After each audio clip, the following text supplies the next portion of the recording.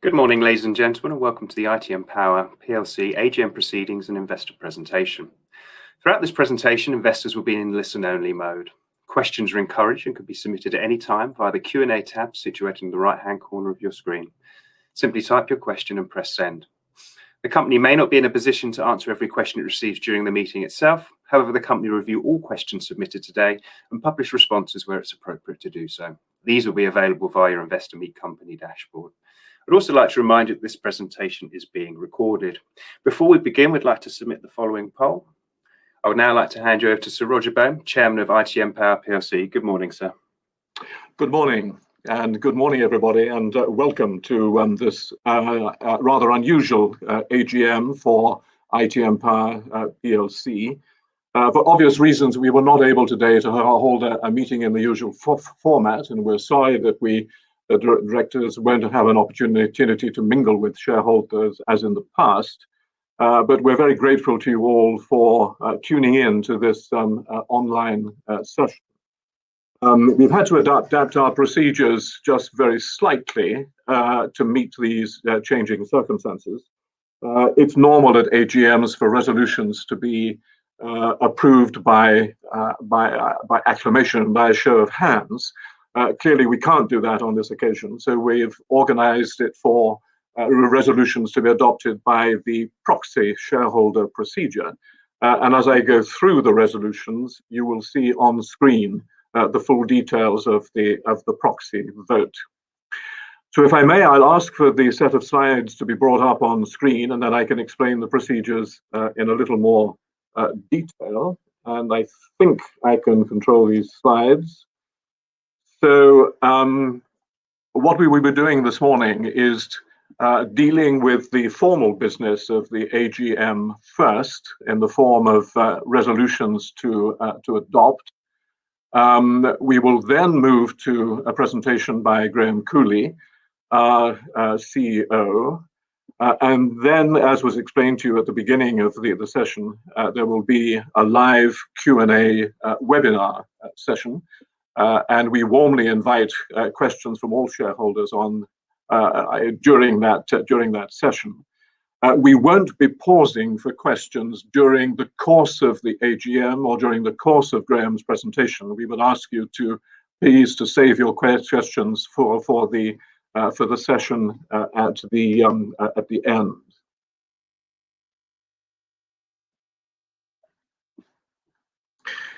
It's been an outstanding year for ITM. Shareholders have seen a very significant increase in the shareholder value during this year. Shares have been a little volatile, but the increase has been substantial. And more widely, it's been an absolutely outstanding year for the hydrogen industry generally. An increasing realization, I think, of the importance that hydrogen will play in the future in our economies, and the importance of hydrogen as an energy source for helping us to reach the decarbonization targets that have been set for us. So your board is very confident about the future and very confident about the role that this company will be able to play. And you'll hear more about that from Graham in a few moments' time. Turning now to the formal business of the AGM, just a couple of procedural points before I go through the resolutions. You will perhaps have noticed that the formal agenda does not contain an item about formal consideration of the results and the accounts. This is because of an issue of timing that we faced this month. Our final results were slightly delayed because of COVID, but principally they were delayed by the need to issue those results at the same time as we announced the investment by SNAM and the placing and the open offer, which of course was on the 22nd of October.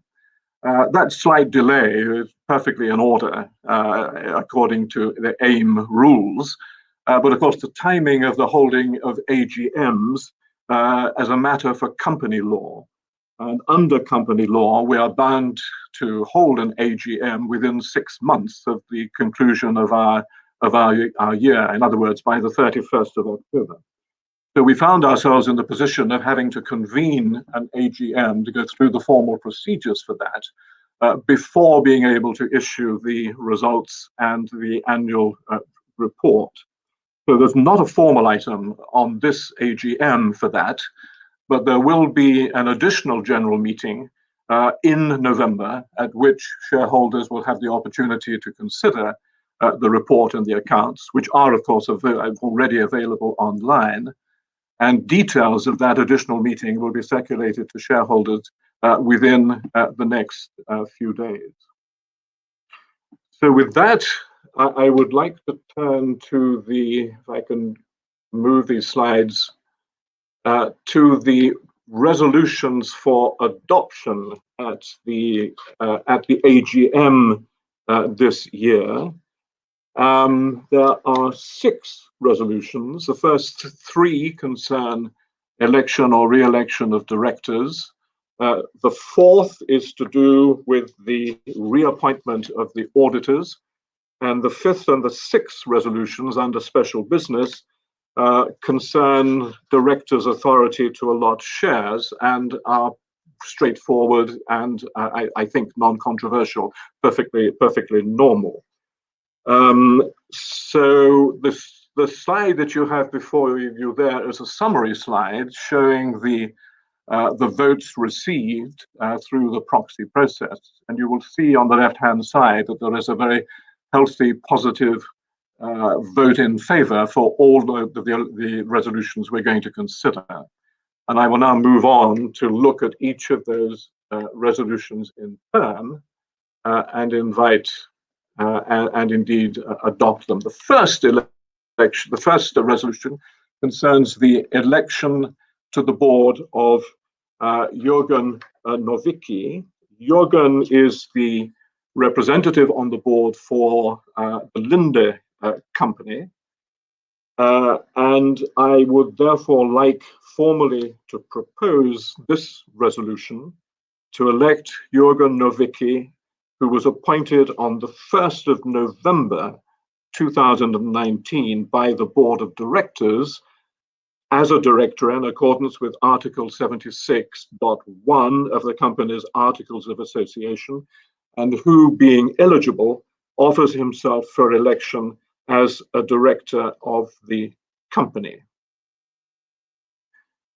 I report there the votes in favor, as you will see on the screen, 96,081,318, votes against 2,365,315, votes withheld 1,992,576. I therefore declare the resolution carried. We now move to resolution number 2, which concerns the election of Catherine Rowe. I would like to propose resolution number 2 to elect Catherine Louise Margierd Rose, who was appointed to the board on the 6th of May 2020 by the board of directors as a director in accordance with Article 76.1 of the company's Articles of Association, and who, being eligible, offers herself for election as a director of the company. I should add, incidentally, that full bio details of all directors are available, of course, online and also in the introductory slides to this session, which I think you will all have seen. You will see that the votes in favor there on the left-hand side, 77,717,018, votes against 7,768,054, votes withheld 14,954,137. I therefore declare that resolution carried. Resolution number 3 concerns my own re-election to the board, and I would therefore ask my non-executive colleague, Martin Green, if he would please handle this resolution. Martin. Thank you, Roger, and good morning. I'd like to propose Resolution 3, which is to reappoint Sir Roger Bone, who retires in accordance with Article 81.1 of the Company's Article of Association, and he offers himself for re-election as a director of the company.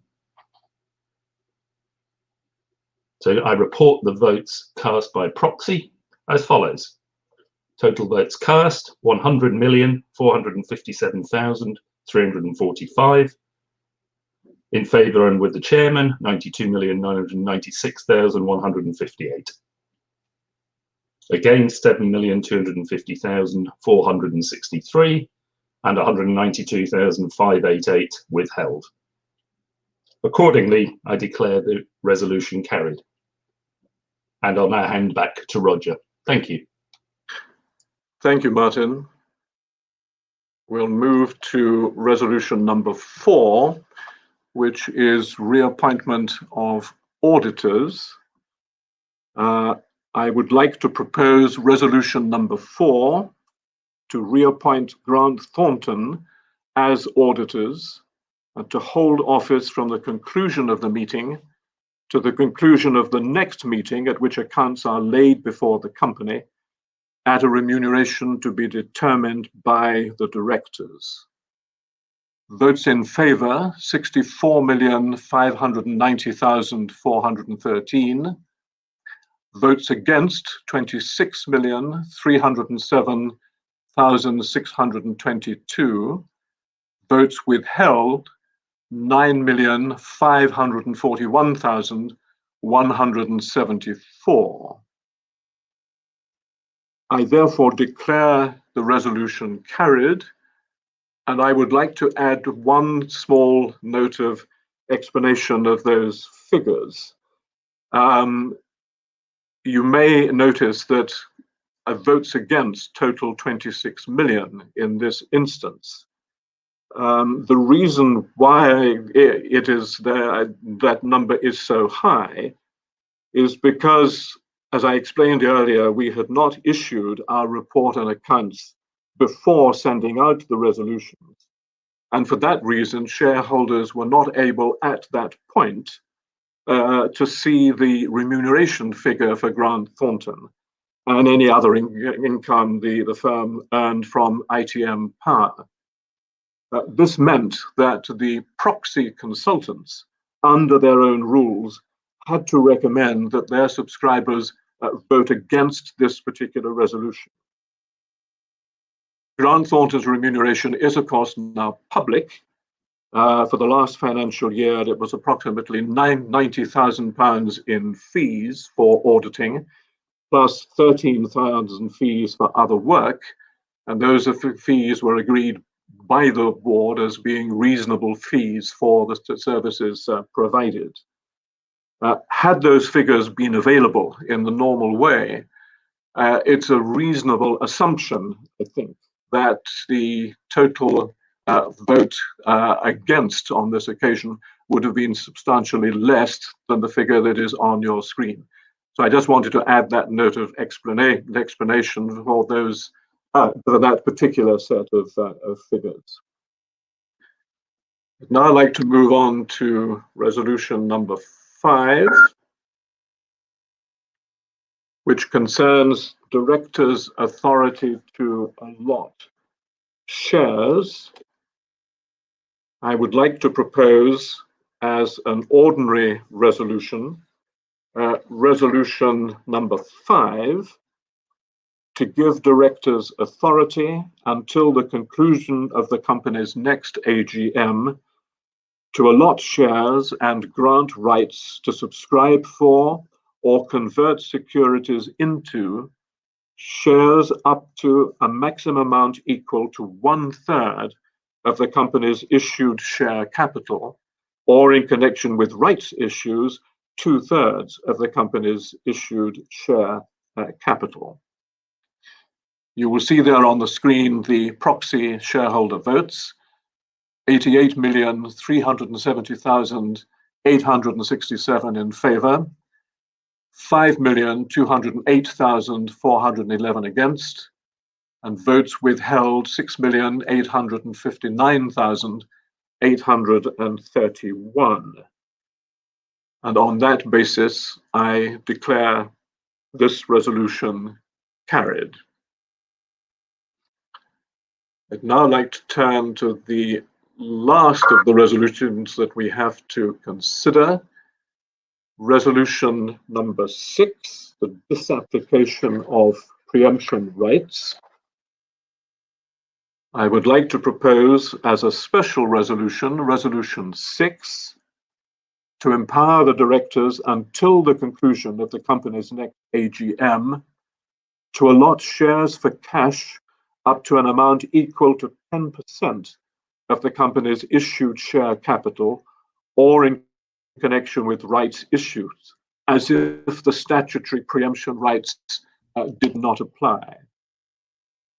You will see from the screens votes in favour, 96,703,947. Votes against, 3,531,236. And votes withheld, 204,026. And on the basis of those proxy votes, I therefore declare that resolution carried. That, ladies and gentlemen, concludes the formal AGM agenda. Thank you for being patient and listening to all that. I will now hand over to Graham to do the presentation, to be followed, as explained earlier, by the live Q&A webinar session. So, Graham, over to you. So thank you very much, Roger. So just clicking over the slides. There we are. Okay, so welcome everyone to the AGM from me. Thank you, Roger, for those formal proceedings. I'm going to talk you through an update really on the year. I'm going to talk to you about why green hydrogen and why now, and all the things that have happened over the last year that make the macro picture for hydrogen look incredibly exciting. Going to talk to you about our key achievements over the last year, say something about the funding round and the use of funds, talk about the progress that we've made with ILE and Linde Engineering, and then give you an update on operations, particularly to do with key appointments and also Bessemer Park. So my slides don't seem to be clicking over. Okay, I think they're a bit delayed. You'll have to bear with me. So first of all, why hydrogen and why now? It really has been an incredible year for green hydrogen. First thing to say is that green hydrogen has come down radically in cost for two reasons, really. One is the cost reduction of renewable power. And we've seen renewables hit a record. So in Portugal, there was an announcement from EDF that their scheme, solar scheme, had a PPA of 1.4 cents per kilowatt hour, an astonishingly low price. We have offshore wind now in the UK at 4 pence per kilowatt hour, with the last contracts for difference auction. So the reduction in the cost of renewable power and the corresponding increase in volume of renewable power has meant that the cost of renewable hydrogen has come down significantly. That, coupled with the reduction in the cost of electrolysis, our very strong working cost reduction with ILE and Linde Engineering, means that green hydrogen now is the only genuinely viable net zero energy gas. And of course, the other main driver for green hydrogen is the adoption of net zero targets.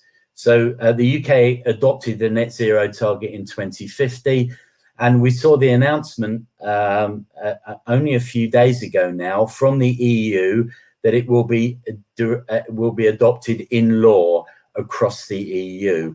And of course, green hydrogen is the only net zero energy gas. So there's an imperative now in getting to net zero to use green hydrogen. And of course, if you produce green hydrogen, the key device is the electrolyzer, which is what ITM produces.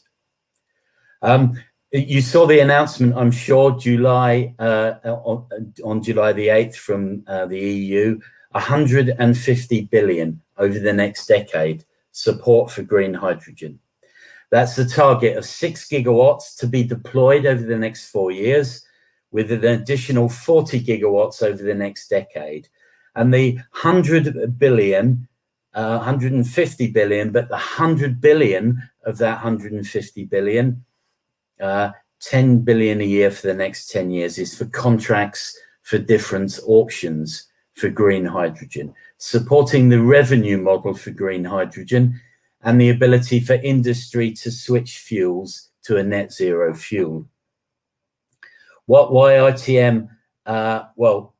We very clearly have a lead in terms of manufacturing, being the first ever electrolyzer manufacturer to move into a gigawatt capacity factory, and a very strong technology lead. We have partners in Shell and Linde and Snam and Ørsted and Scottish Power Renewables. And as a result of working very closely with those partners, have transformed our backlog and also our pipeline numbers. In terms of achievements then over the last 12 months, we now have a record backlog. It stands at just under 120 million. Our tender opportunity pipeline, that is the number of commercial tenders that we have, number of fixed price turnkey contracts that we bid against commercial tenders, now stands at 325 million. And that's testimony to the very strong collaboration between ITM and Linde Engineering through ILE. We're occupying Bessemer Park at the moment. I'm going to show you some key dates, but the executive team already moved into their offices in the factory, and the equipment is being moved in November. We announced an 8 megawatt and a 10 megawatt deal, and the 10 megawatt deal comes with a strategic partnership with Scottish Power Renewables, and we announced a 100 megawatt feed study in the Humber with Phillips 66 and Ørsted. So very strong momentum with Linde and the completion of the joint venture with Linde, key milestones for ITM Power. And then finally, the key milestone that we announced only a few days ago, 172 million fundraising, which is subject to shareholder approval on the 11th of November, and a strategic partnership with Snam, including 100 megawatt of preferred supplier orders. The Snam partnership is an important new element for ITM Power in its partnerships, and I'm going to run through those in a moment. So in terms of the funds then, 172 million directed towards accelerating ITM Power at the very large scale. So this means an acceleration towards multi-tens of megawatts or hundreds of megawatts in size. And the use of funds in the area of technology, manufacturing and operations acceleration, and also investment in ITM Motive, our refueling assets business. And of course, our key deliverables there are to increase volume, leading to cost reduction, ultimately leading to market share and strong growth in recurring revenues. So partnerships then, there are now 3 key partnerships in ITM for ITM Power. They are Shell and Linde and Snam. So all 3 of those companies have done extensive commercial and technology due diligence on ITM Power. The first of those relationships with Shell started in 2013. Our first announcement about the Shell relationship was in 2015. It was a forecourt siting agreement with co-branding. We developed those refueling stations on Shell forecourts with Linde Fuel Tech, and developed that relationship in parallel. And we developed the relationship with Shell to the point where they chose ITM Power to supply the 10 megawatt electrolyzer at the Rhineland refinery, which is a key reference plant for ITM Power. An early adoption market for green hydrogen is refineries. And this electrolyzer, 10 megawatt electrolyzer, supplies 1% of the requirement at the Rhineland refinery. So why refineries? Well, there's under the Renewable Energy Directive, refineries need to make 14% of their product renewably by 2030. And so the method of doing that, of course, is to decarbonize the hydrogen that's used in the refineries. In Europe, we use 400 terawatt hours of grey hydrogen today for refineries and ammonia production. So the adoption of green hydrogen at refineries is a key early market. We also work very closely with Phillips 66 now in the Humberside. So our relationship with Linde developed, and we made a very important announcement of the strategic investment of Linde Engineering in ITM Power, 20% shareholding. We work very, very closely with Linde Engineering, I would say on a day-to-day basis. Linde are one of the world's largest EPC contractors and certainly the largest specialty gases company, deploying more grey hydrogen than any other company in the world.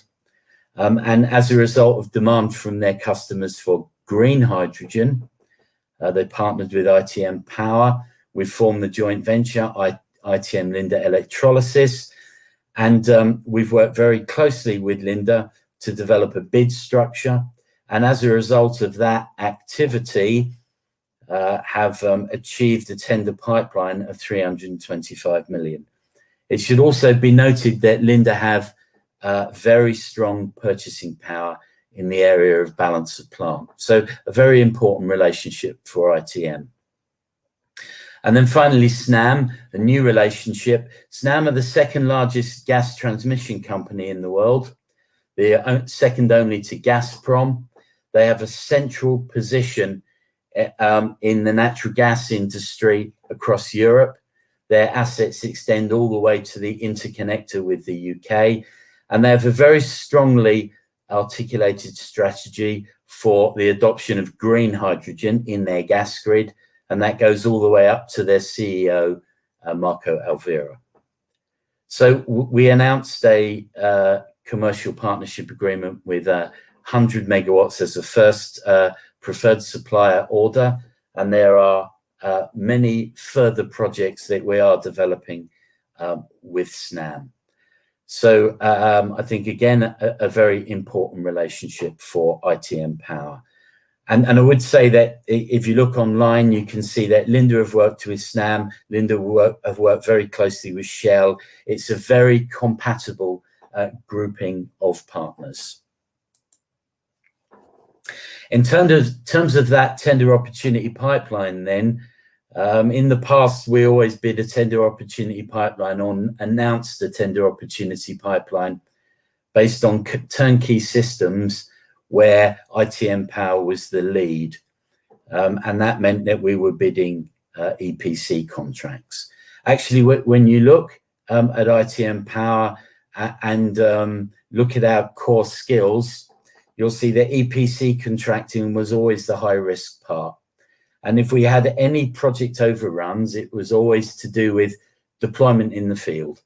So not the skill set of ITM Power, but also not scalable by ITM Power.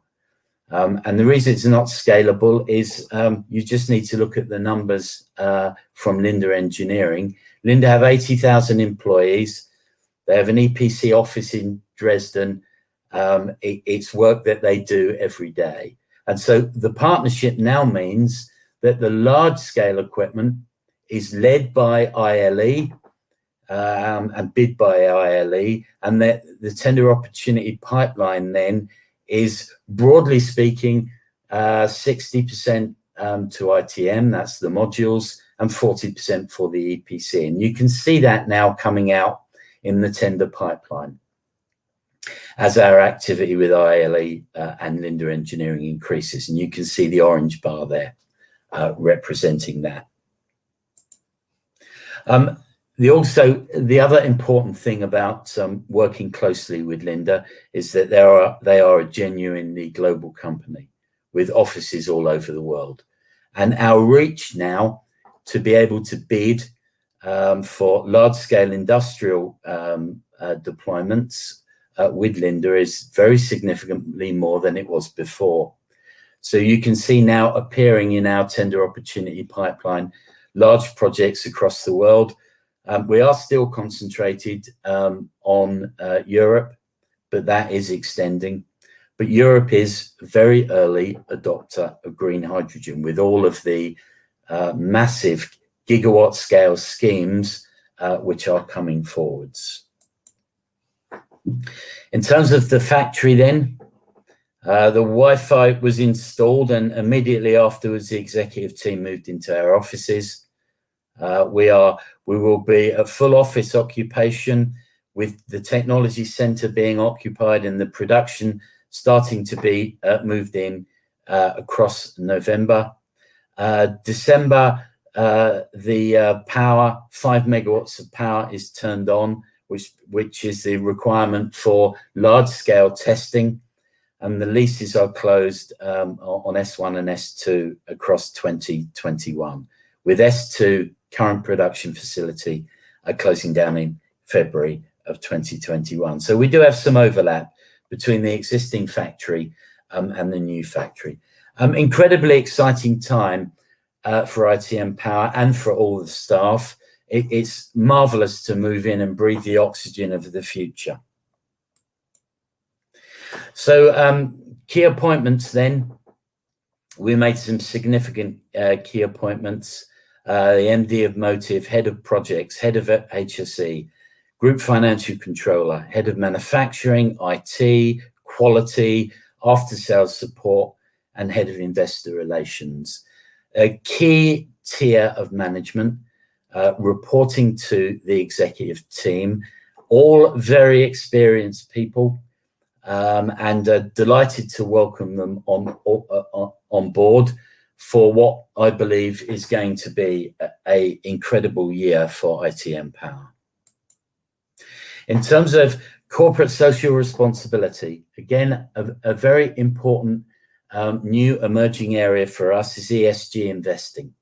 And I can tell you that the funding round was oversubscribed by ESG investors who are incredibly keen on making an investment in a green hydrogen company. And we're seen as being key in that industry. We were 2.5 times oversubscribed, as I mentioned before, and it was from ESG investors. So we're taking that very seriously, of course. We were awarded the LSE Green Economy Mark, which is an important mark. We were included in the Wilder-Hill New Energy Index, and there are more indexes now, I'm sure, that will begin to discover ITM Power and its ESG credentials. And there are a whole load of other things. One I'd like to bring out is COP26, which is in Glasgow. We announced the 10 megawatt electrolyser with Scottish Power Renewables in Glasgow, and we'll have a significant presence, therefore, at COP26, including the rollout of an education programme for schools during COP26, and that's based on hydrogen and fuel cells. So an important new area for us. Communications and communicating with all of our stakeholders is very important. We produce, as I'm sure you've all seen, a monthly newsletter. We try and include not only ITM news, but also investor news and some interesting things that have been launched on video. We have a strong presence on social media. You can follow us on all of those social media platforms. And we have a very large distribution network via Salesforce. 27,000 contacts on Salesforce, increasing on an almost daily basis. In terms of research then and communicating to investors, which of course is extremely important, we have many new organizations now either covering or looking to cover ITM Power. You can see some of their logos in the box on the right-hand side. More and more of the research teams that cover oil and gas now looking very seriously at hydrogen, as are, in fact, the whole of the oil and gas industry, and looking at adopting green hydrogen to replace methane and other fuels. So a continuing amount of interest. Was delighted that Citibank initiated on ITM Power almost a decade after Citibank had covered ITM Power. Bank of America, another important company, also Bernstein, Stifel, Berenberg. All of these companies now are very interested in green hydrogen, covering ITM and releasing hydrogen thematics. RNSs in the year, 23 RNSs in the year, and news flow has been strong. And of course, as the interest in hydrogen increases, then of course, so does the corresponding news flow. And then finally, a summary from me. So as far as the industry is concerned, there's very rapid market growth.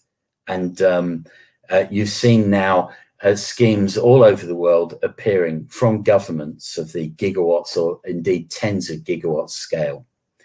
We have a strong leading position in technology, but also in manufacturing. Gigawatts of demand across Europe, announcements about to be made to add to those announcements that I showed you earlier in Italy, in Poland, and also in the first quarter of 2021 from the UK, all in the gigawatt scale. And ITM Power is the first electrolyzer manufacturer to move into a gigawatt scale factory. And in fact, we've raised enough money to expand that factory and also to develop another factory should it be required. Our partnerships with Shell and Linde and Snam and Ørsted and Iberdrola, very important announcements. Iberdrola via Scottish Power Renewables. And as a result of that, it transformed the backlog, a funding round to accelerate ITM Power to really capture what is a very important global opportunity.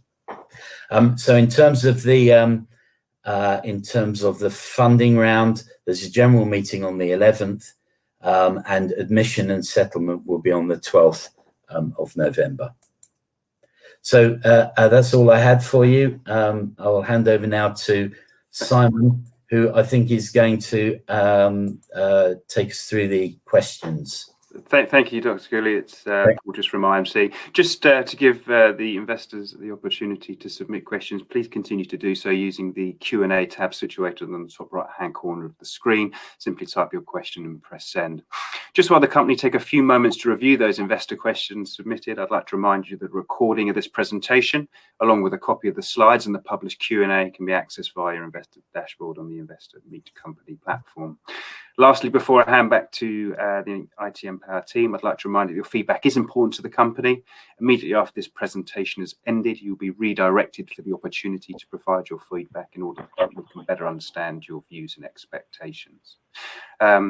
I would now like to hand over to Simon Hudson to pose questions to the ITM Power team where appropriate to do so. Simon, may I ask you to read out the questions where appropriate? Thank you very much indeed. Perhaps also you could stop sharing the slides so that they're not on. Great, thanks. So Simon. Thanks, Graham. The first question I think you've probably answered, which concerned the 6-month gap between the period end for the last financial year and the publication of the report and accounts. the question implies that the auditors were having difficulty or problems signing off on the accounts. Is there any comment you'd like to make on that? Yeah, there is. Yeah, I mean, it was an amazing year, really.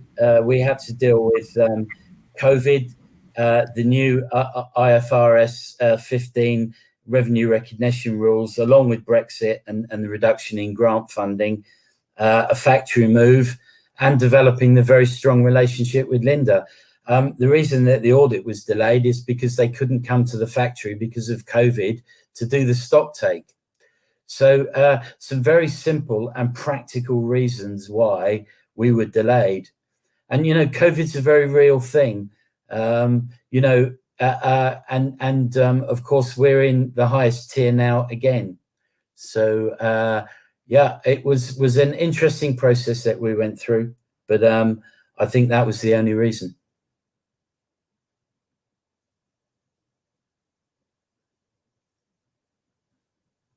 I think we've lost you, Simon. No, Simon, I think you're just on mute. Let me just unmute you, Simon. There you go, Simon. Thanks. Next question. Who's responsible for operations on the executive team to ensure that the new factory is going to be up and running when you want it to be? Yeah, so I mean, the executive team meet on an almost daily basis on Teams, and the responsibility for delivering it is Andy's. He's the finance director. Okay. Here's a basic one for you. How do you define megawatt capability? Is it power used in electrolysis or power stored in the hydrogen produced? And what's the efficiency achieved when electrolyzing and then recovering power from the hydrogen? So it's electrons absorbed, the electricity load that is presented by the electrolyzer, that is the megawatt rating. The efficiency is around 70%, unless you're recovering heat. If you are recovering heat, the only announcement we've made about that was the measurements done by RWE, which take you to about 86%. Okay, a fairly popular question, this one. How do you feel about Brexit and how could that affect your European business? Yeah, so you'll note that the three partners that I showed you, the significant partners in ITM Power, one is based in The Hague in the Netherlands, one is in Germany and the other's in Italy.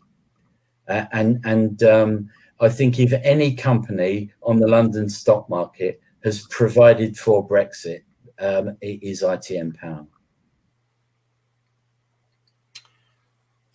Final question for the time being.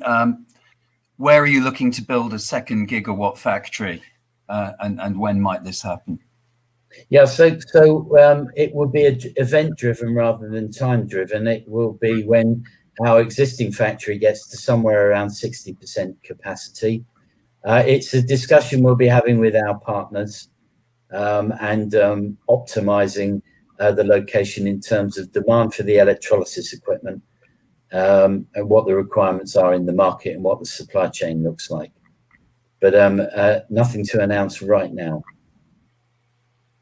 Okay, that actually concludes the questions from shareholders attending. I think you've answered a lot of them on the way through. So hand back to you for summary.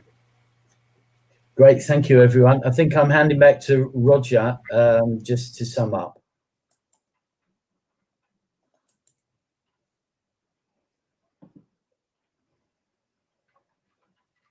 Roger, hi, are you there, sir? It looks like we've just lost Roger's connection for us there. Okay. Perhaps Dr. Cooley, if you could just wrap up and then I can direct investors for feedback, if that's possible, that would be fantastic. Yeah, no problem at all. So look, everybody, thank you for coming to the AGM. I think your support's important to us. We really value all of our investors, including our retail investors, very much. It's always an honor for us to see investments from private individuals who are prepared to put their own savings into ITM Power. So I'm delighted that the share price has responded in the way that, of course, we'd always hoped it would, recognising the value of green hydrogen and ITM power. We will continue to push for all of those important RNSs, and you'll see, I think, some strong news flow over the next year. So thank you all very much. That's great. Thank you very much. And Sir Roger, I think we've got you back just in case there are any closing comments from yourself.